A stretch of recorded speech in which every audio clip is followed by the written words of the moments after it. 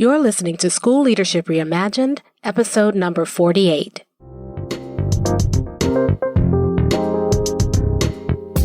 Welcome to the School Leadership Reimagined podcast, where we rethink what's possible to transform your school.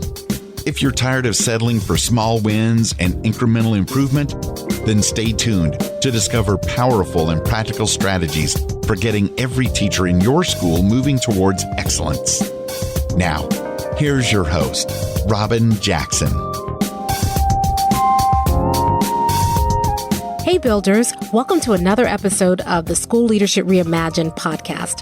I'm your host, Robin Jackson, and today we are going to talk about how to keep other people's objections from derailing your next initiative. Now, last time I talked about how to get everybody excited about your new initiative. And let's suppose that you did that. Let's suppose that you went to everybody and you rolled out this new initiative. You explained it. You helped people see the why in terms that they could understand and relate to rather than in terms that you could understand and relate to. You told this story of change and you've gotten buy-in. People are excited. They're riled up. They're ready to go. And you're excited because you really believe that this time, this initiative could make a difference in the lives of kids. This is the thing that you need to do in order to move your school ahead. And maybe you've had initiatives in the past that haven't worked so well. Maybe you've had other initiatives fail. And this time you're really feeling like, you know what, maybe this can make a difference because you've generated that excitement.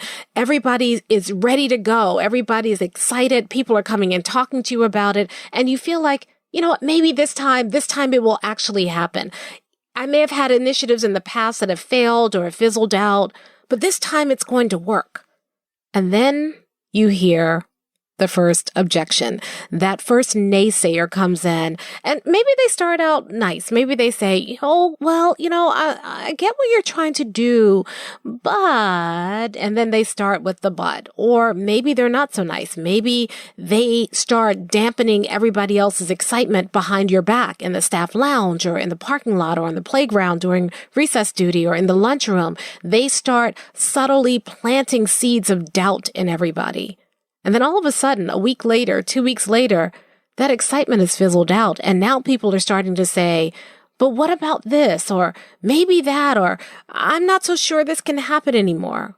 Has that ever happened to you? Have you ever gotten people excited about an initiative? They agree that we need to do this. They agree this is the way we need to go. They are ready to go. They've bought in.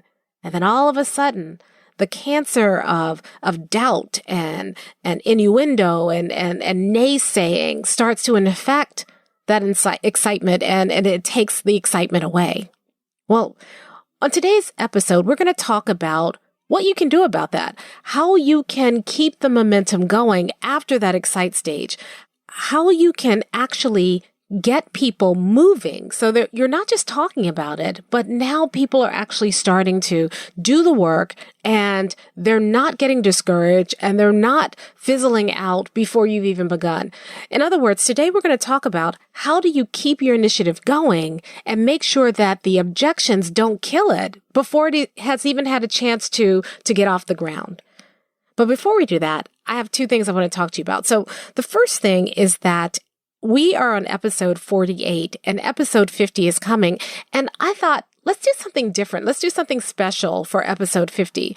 So we're going to switch things up a bit for episode 50. And instead of me getting on and doing kind of a training like I've been doing, I'd like to address some of your questions. From time to time, you'll send me questions in LinkedIn. And by the way, if we are not connected on LinkedIn and you've been listening to this podcast for a while, why are you making me beg? We need to be connected on LinkedIn. And a lot of you are not on LinkedIn. I recently published an article about why school leaders needed to be on LinkedIn, and I'll make sure that I link to that in the show notes. But what I'd like for you to do is, in preparation for episode 50, I'd like to hear your questions. What are some of the challenges that you're facing right now that you'd love to get some help with? what are some of the questions that you have that have been burning questions and you'd love to see tackled on this podcast? And you can send me your question 3 different ways.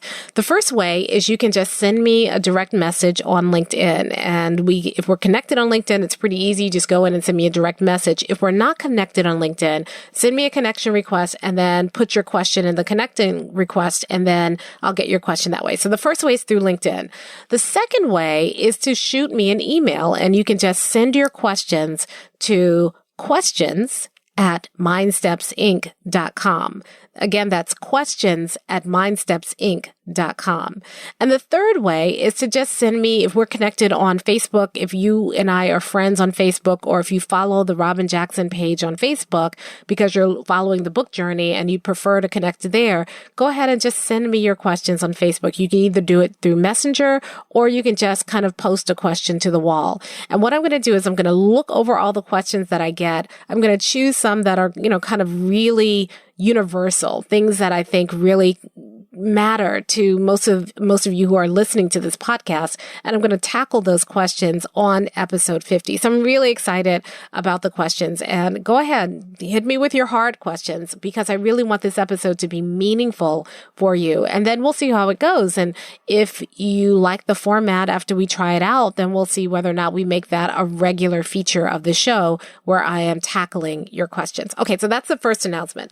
Second thing that I want to remind you about is Builders Lab. So Builders Lab is coming up. The next one is October 7 through 9 in Dallas, Texas. And the deadline for tickets for that has passed. Although I think the late registration deadline has not passed. I think you still have a few more days if you're listening to this podcast in real time. But we are already planning for Builders Lab 2020. And so on or about October 1st, somewhere around the first week in October, we are going to be announcing the dates for Builders Lab 2020. Most of them will be in Washington, D.C., but we have one city we're working on right now that's going to be really fun. We've never come to this city before. So just be on the lookout for that and make your plans now to join us for Builders Lab in 2020.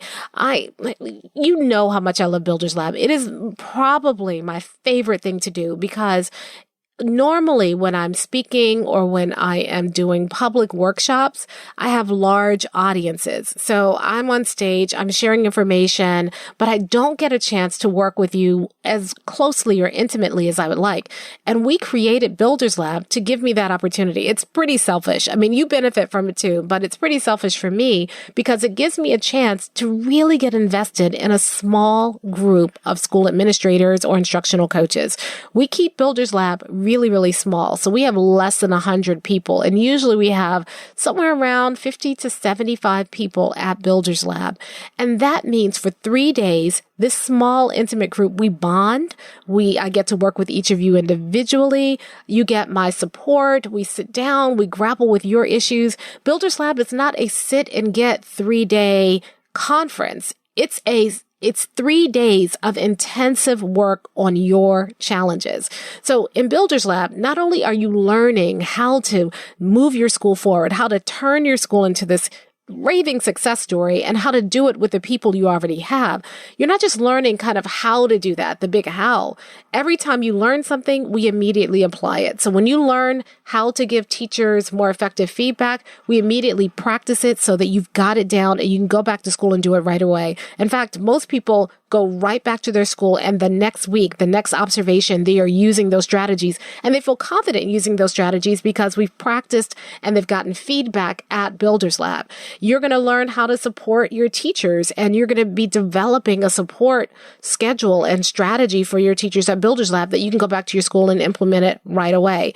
You're going to be learning about how to make your organization more accountable so that you actually do the things that you say you're going to do and they don't just fizzle out mid-year. And then you're going to go back to your school. Actually, you don't even wait till you go back to your school. During the implementation lab, you start putting some of those accountability measures in right away. So by the time you return to your school, you are already a more accountable organization. And then you're going to learn about culture and how to move your culture. And you're going to get practice right there at Builders Lab. And then you go back to your school and immediately start healing your culture, growing your culture, strengthening strengthening your culture at your school. Not only that, but you're going to be working on your core values, your vision, and your mission, and you're going to develop an entire plan for how you roll this all out to your school. And I keep mentioning the implementation lab because on day 3 of Builders Lab, you have time in Builders Lab to start applying everything that you've learned in Builders Lab to your own school. So that implementation lab, it's not me up front. It's me and my team circulating amongst you, and you are working on things, taking what you've learned at Builders Lab and putting it into practice right now with your school, your teachers, so that by the time you return back to your school, you've already started making changes. You've already have started seeing results. That's the power of Builders Lab. And it's one of the reasons why I love it so much, because I feel like we make a real difference. We don't have to wait 6 months, a year to hear your success stories. You start having breakthroughs and successes right there in the room. And to me, it's so gratifying. So like I said, it's pretty selfish about why we do Builders Lab. And I think that you need to benefit from my selfishness. It's mutually selfish, because one of the rules of Builders Lab is be selfish. You come to Builders Lab and it's not about the group and trying to, I don't want to ask this question because it may take everybody off track. No.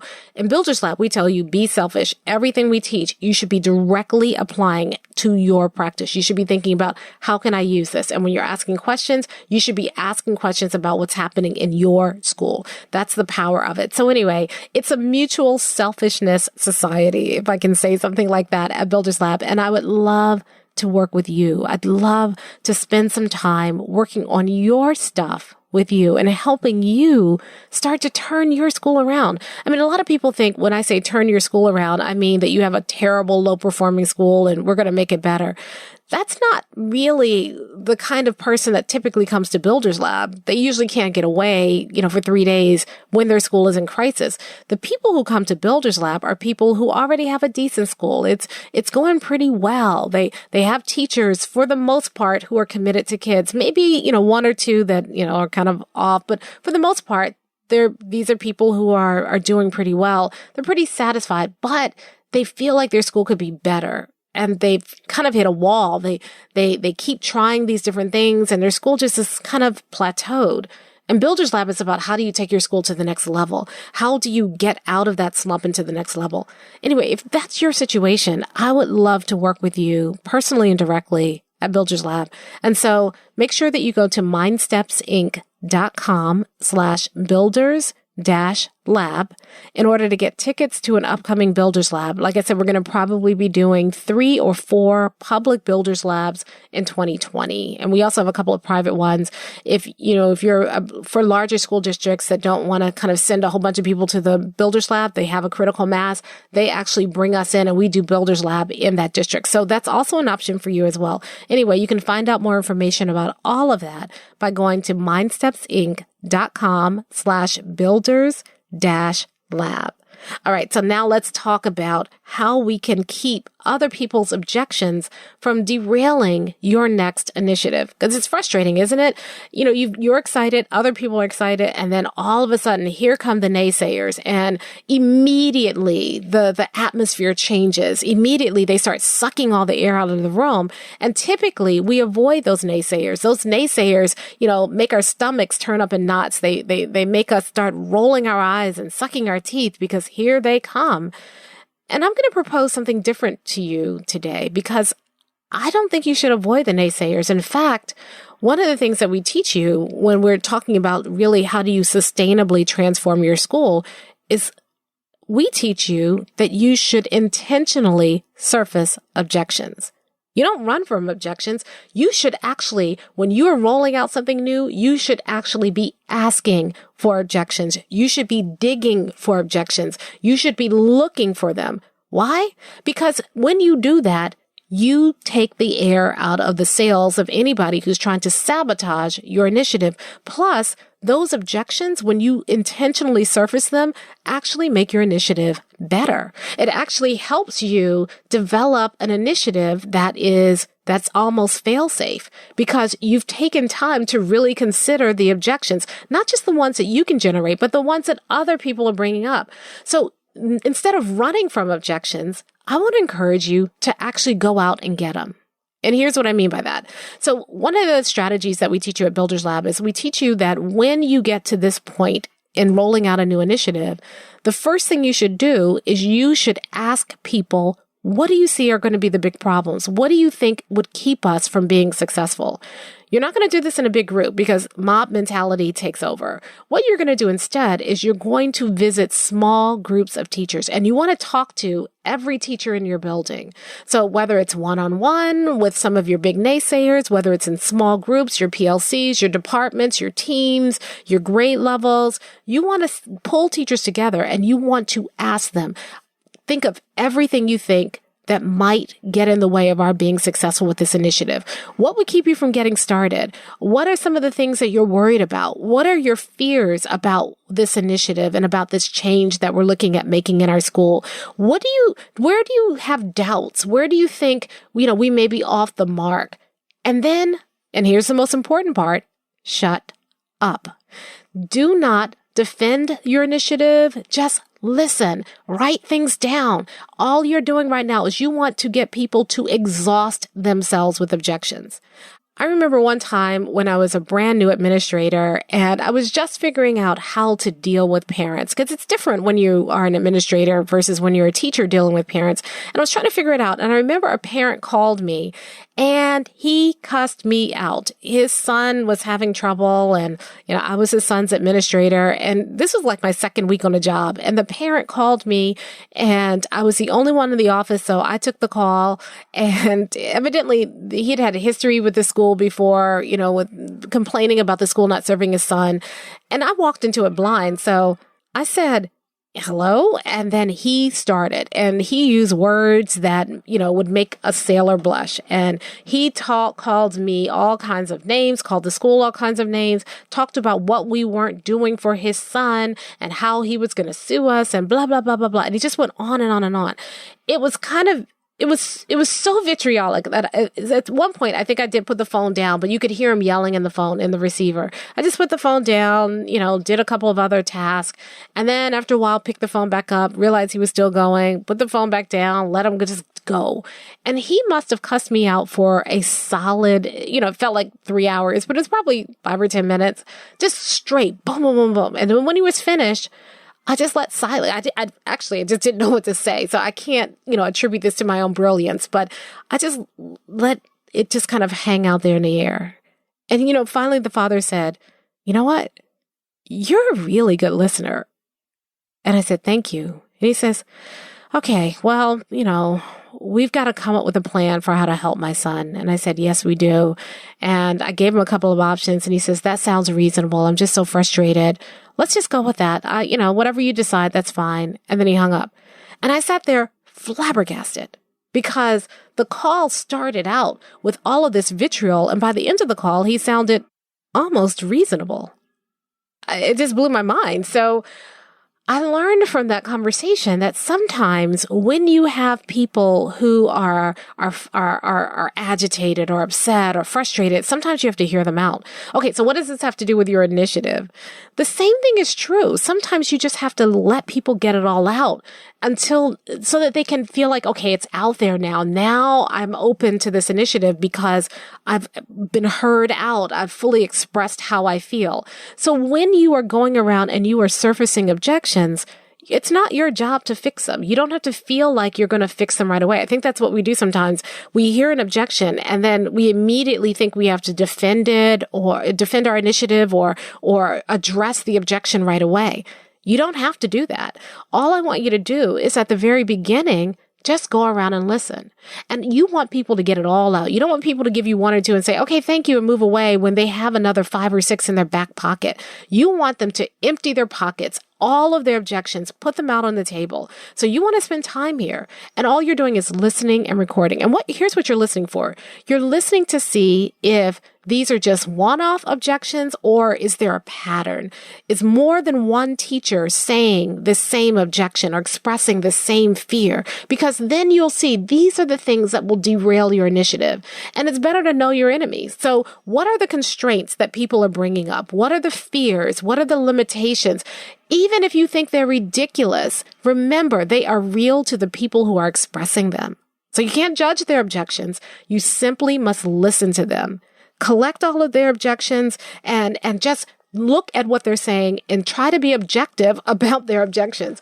Look at everything that you're seeing and just kind of, spend a few moments, look for patterns, look for other stuff that you hadn't considered, look for stuff that maybe you've considered before, but you're saying, yeah, I'm right. This is confirmation. This is really going to be a challenge. That's all you're doing in this first stage. The first stage, you just go out and you just collect them. And sometimes it means you have a conversation. You have it in a small group. You say, okay, what are your fears? And then when people finish talking, you make sure, hey, Bob, you haven't said anything. Well, I agree with everybody else. Okay, which part did you agree with the most? What do you think is going to be the biggest one? How do you feel about this? What is a fear that maybe you haven't heard expressed? I mean, you really want to push here. You want to make sure that you are getting from people all of their objections. You want them to spend themselves. And if you have someone who has typically been a naysayer in your building, you want to pull that person aside and say, I know you had objections after the meeting, but, I really depend on you to kind of help us see where the roadblocks might be. What are some other roadblocks that maybe I haven't considered yet? What are some other things that you're concerned about?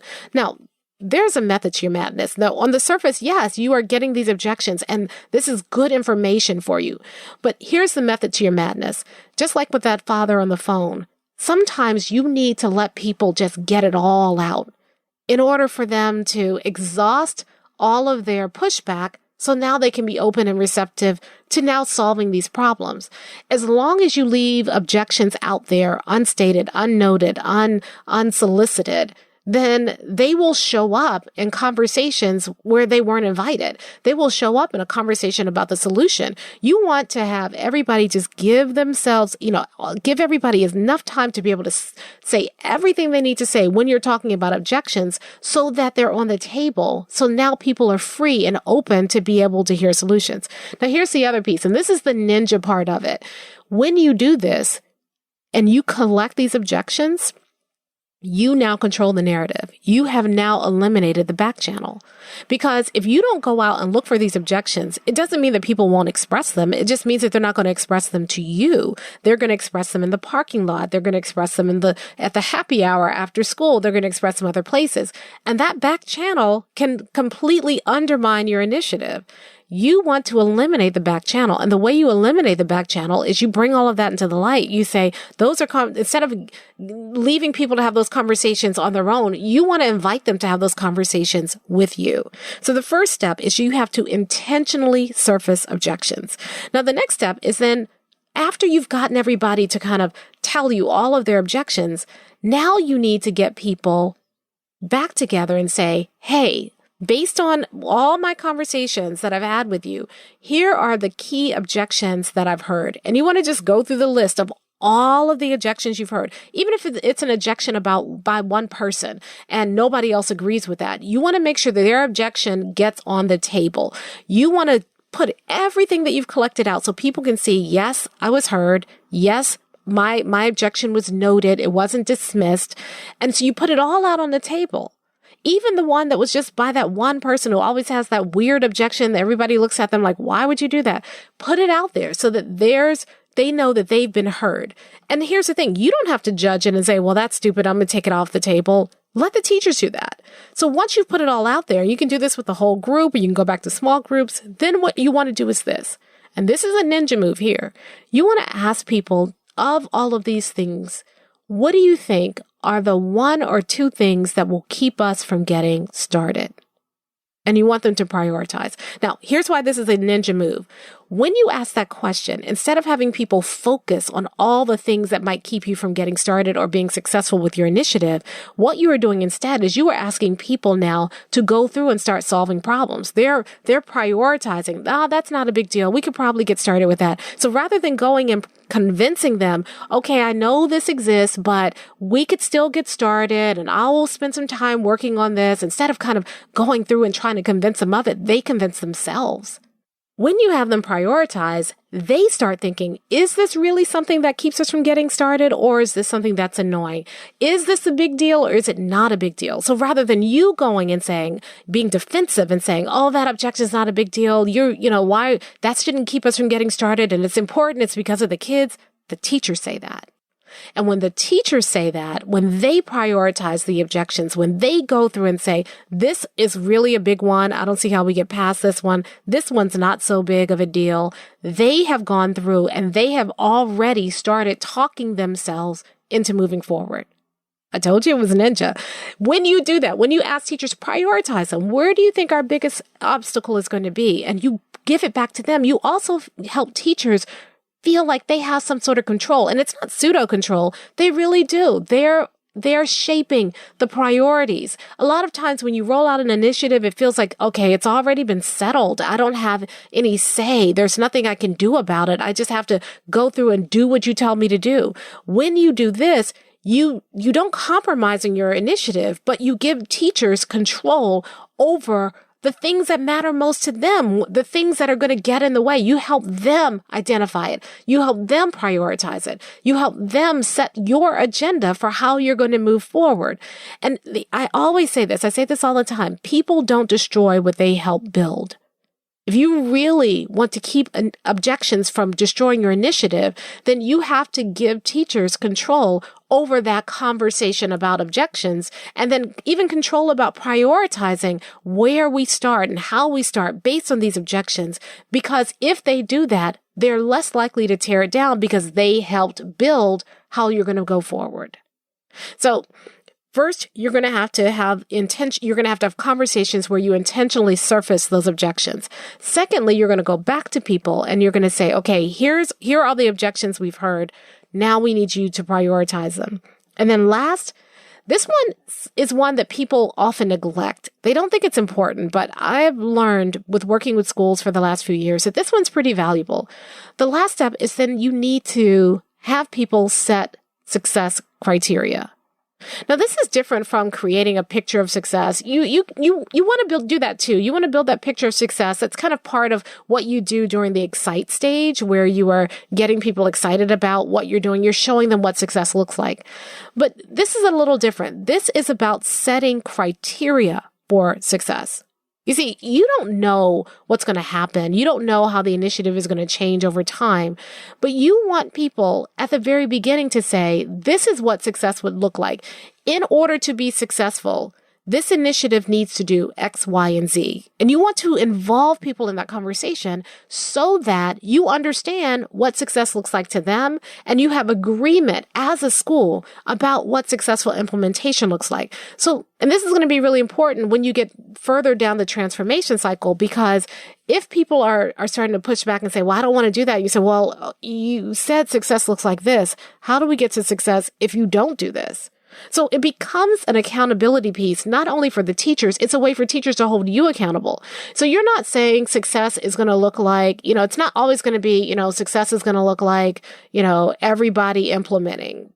If everybody implements and nothing changes for kids, it's not successful. So you want to involve the teachers in what success looks like. So teachers may say something like, success for this initiative to me will be that we see a change in classroom practice, but it doesn't feel like too much more work for me. Now, when teachers say something like that, notice how powerful that is. That gives you what a quick win will look like. That shows you what does a win look like for teachers, so that then when you are rolling things out and you're trying to figure out where do we go and what strategy do we use, you're going to automatically gravitate towards the strategies that create the least amount of work for teachers. If teachers push back after that, you can say, wait a minute, you told me that this is what success looks like, which is why I made this decision. Are you no longer believing that? Is that no longer a success criteria for you? So notice how, although it creates more accountability for you, it also creates more accountability for the teachers without you going and being the bad guy and say, we need to do this. And if you don't do this, I'm going to write you up. And, all the things we typically do. Because here's the point. When you are rolling out a new initiative, it will never be successful if you are dragging people to the goal. That's not how you make a successful initiative. Instead, you want to go out. Remember, this is what builders do. Builders go out and build the thing, and then they invite people to join them as they're building, but they get started first. So if you launch an initiative and it's already kind of laid out and nobody feels like they have any ownership in it, and then you're saying, so here's where we're going, and then you're behind pushing people towards this goal, you're never going to get there. That's what bosses do. That's what leaders do. What builders do is they invite people from the very beginning. Here's the goal. Here's why it's important. That's the excite stage. Then during the explore stage, you go in and you say, now immediately from the very beginning, help me start building this. I need your input because I want to make sure this is successful. I need your input because I want to understand what our big obstacles are going to be, what our constraints are going to be, so that we can start removing it. And when you, from the very beginning, before you've even done anything else, start inviting people in, first inviting them in through your story, through the excite stage, inviting them further in by inviting them to bring their objections and talk about what success looks like. Then the subsequent stages are a lot easier because from the very beginning, you have invited people to build this thing with you. And remember, people don't destroy what they helped build. So stop being afraid of objections. Objections are actually your friend when you manage them the right way.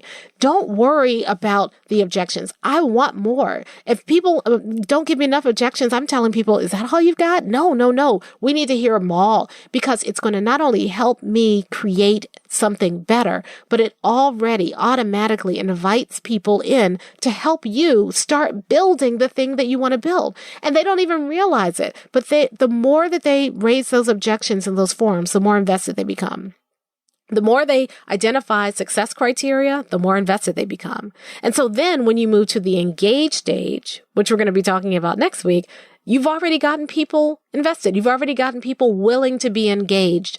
And they're even more invested than they were when you did the excite piece, because now instead of this being theoretical, the explore stage starts making things more tangible and more real. And they start seeing, wait a minute, this is really going to happen.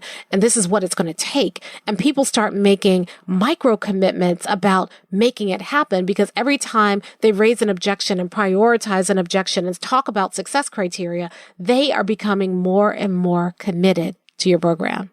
So this week, I want you to think about how you normally handle objections. How do you normally handle it? Does your stomach get all caught up in knots? Do you immediately start feeling defensive? Do you immediately start feeling pressure to solve them? If that's true for you, I want you to stop, because objections are nothing to be afraid of. In fact, objections actually help people be more invested. You know the person I'm worried about? I'm worried about the person who doesn't have an objection. Because that person's not invested. They're not even invested enough to push back. I want the objections. I want the pushback. I will solicit it.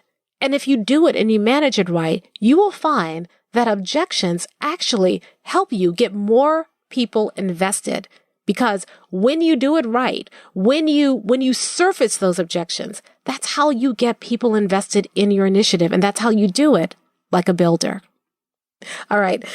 So before we go, a couple of reminders. First of all, Builders Lab, you want to go in and check out the upcoming dates and start getting your ticket now. Take out your calendar right now, look at 2020 and make a decision and a commitment for when you're coming to Builders Lab. And then go to mindstepsinc.com/builders-lab and get your ticket. Also, don't forget, send me your questions. What are the challenges that you'd love to see addressed here on the podcast? I'm going to be doing a special Q&A episode for episode 50, and you can send your questions or your challenges to me via LinkedIn, Facebook, or by sending me an email to questions@mindstepsinc.com. Now, let's talk about next time. We have gotten everybody excited. We have gotten everybody even more invested by going through this explore stage where we surface objections. And now it's time to get people actually doing something. So next time we're going to talk about how do we get people to start walking the talk? And you're going to learn how to do it like a builder. I'll talk to you next time. Thank you for listening to the School Leadership Reimagined podcast. For show notes and free downloads, visit schoolleadershiprimagined.com. School Leadership Reimagined is brought to you by MindSteps, Inc., where we build master teachers.